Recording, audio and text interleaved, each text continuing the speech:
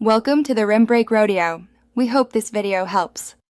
In this video, I will explain how to fix the question mark symbol on your PS5 controller. This little question mark can be quite puzzling, but it usually points to an issue with your controller's battery or its charging process. Essentially, your PlayStation 5 console isn't getting a clear signal about the battery's status.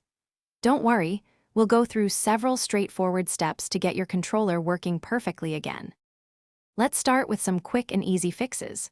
First, try a hard reset on your controller. Just find the tiny button on the back, near the Sony logo, and press it with a small pin for about 5 seconds. Next, make sure your PlayStation 5 console's system software is completely up to date. Finally, a common culprit is the charging cable itself. Swap it out for a known good quality USB-C cable to see if that resolves the issue. If the initial steps didn't work, let's dive a bit deeper. Sometimes, dust or debris can block the connection, so gently clean the USB-C ports on both your controller and the console. You should also try unpairing your controller from your PlayStation 5's Bluetooth settings and then repairing it for a fresh connection.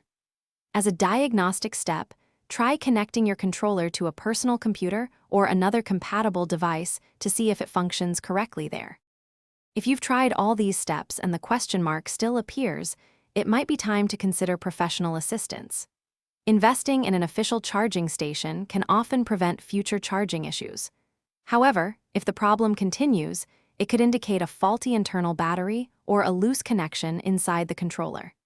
In such cases, reaching out to PlayStation support is your best next step for expert help, potential repairs, or even a replacement. Thanks for watching. Consider subscribing if we helped you.